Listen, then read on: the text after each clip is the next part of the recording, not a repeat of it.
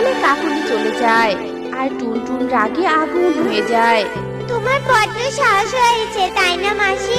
তবে আজ রাতে আমি তোমাকে উচিত শিক্ষা দেব। রাতটা শুধু হতে দাও মাসি।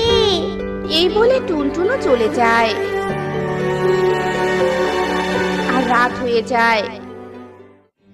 রাতে যখন কাকুলি আবার ফুলের বাগান নষ্ট করতে আসে, এমন সময় টুনটুন একটি সাদা কাপড় মাথায় দিয়ে সেখানে আসে আর রাক্ষসী কণ্ঠে বলতে থাকে,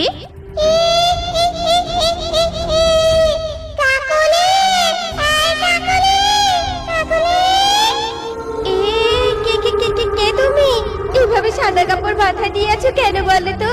আর তোমার কণ্ঠ এমন কেন? হ্যাঁ, আমি